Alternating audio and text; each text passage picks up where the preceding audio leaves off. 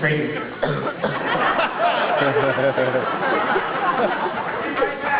Ladies and gentlemen, this is Canal!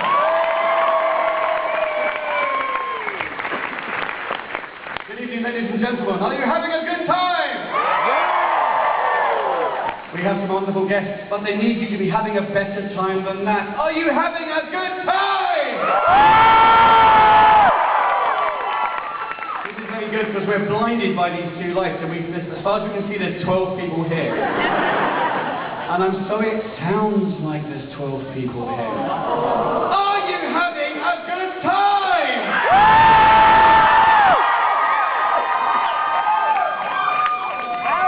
Ladies and gentlemen, welcome to a celebrity edition of Just a Minute. Usually held by Paul Cornell, who unfortunately isn't here this year. I will be your Paul Cornell. And I'm QWERTY. Today's competition is a very simple one. If you do not know it, it's very easy to learn. Our four guests will have to speak for a minute on a topic of our choice, decided by myself and two members of Doctor Who New York in the bar. They must speak for a minute without hesitation, repetition, or deviation on these topics. The winner will receive a point. If they're challenged, they will receive a point if they succeed in proving that wrong. But if the person challenging them gets it right, they get a point and get to continue. Is it confusing yet? Yes! Yes. You're not playing, you're quite safe. So ladies and gentlemen, let me start without any repetition. Who have we got first? Anyone I want. Excellent. So please, ladies and gentlemen, the wonderful timekeeper for the show, the glorious, the wonderful Joanna! Woo! Oh, I'm sorry, no. Henry!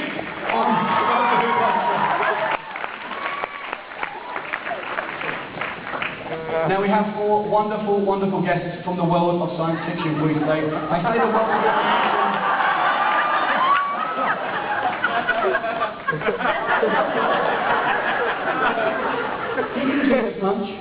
Punches are cool.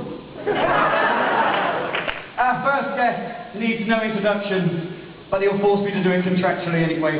He's a success star from Big Finish, Mr. Richard Dinnick!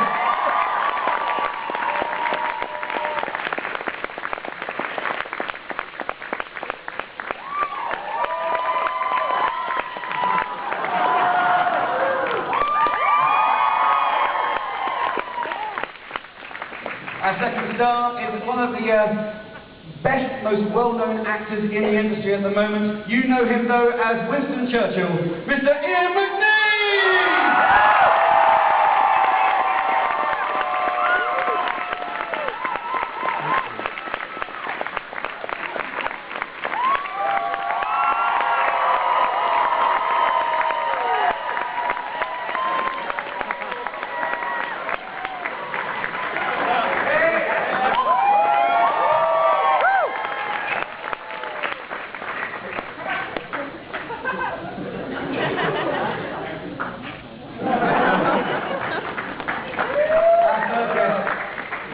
Is currently with a critically acclaimed book, Storming the Skies.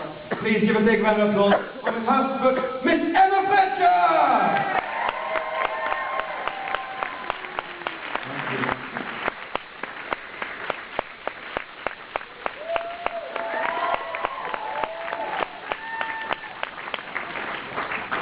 And finally, we wanted to give you somebody who, though isn't a Doctor Who fan, or sorry, a Doctor Who guest, is someone that people who know science fiction will know incredibly well. From Star Trek Deep Space Nine, Miss Chase Masterson!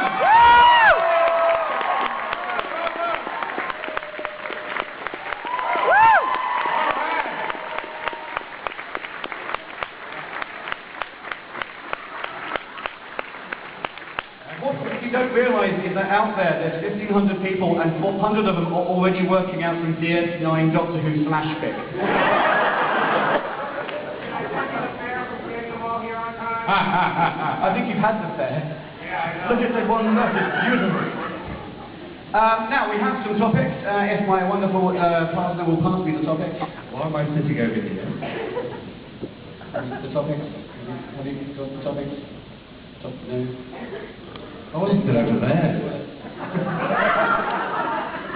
Barnaby, can we have the topics? There's one from the bar, that's the bar of seat. That's a big bar of seat. That's not my bar of seat. That's one of the questions. You see, we do this properly with Doctor Who New York. Aha, right. That's someone's phone number, Barnaby. Oh, that's my phone number, Barnaby. Oh, yeah, that's good. So, let's see, what shall we start with? And we better work out our buzzers first, the noise of our buzzers. Oh, boy, girl, boy, girl. I'm with you on that. Do you think you should be boy, girl, boy, girl? Yeah!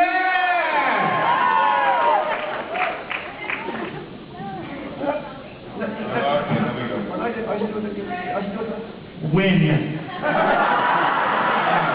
Can we work out our buzzers? Yes, obviously this is a BBC Radio 4 show, and in tradition with the BBC, we have no buzzers. So the guests will be making a buzzing sound of their choice. So we will go down the line once Richard stops flirting with Chase. Richard, would you like to give us your buzzer sound? Miss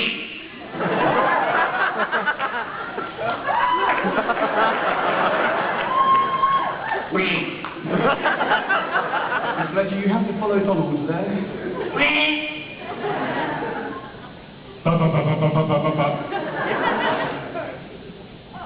Now he's the soundkeeper.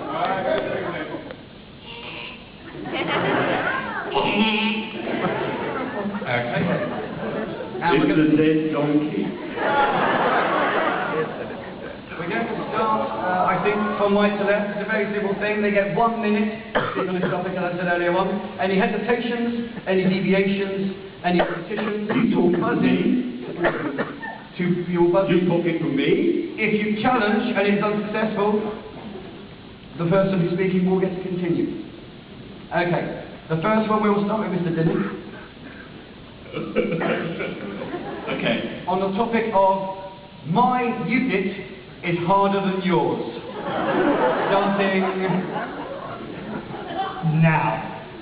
When I was a young man, I was a great fan of Unit, and they had beige berets. These days they have red hats, and they are far more violent and therefore harder.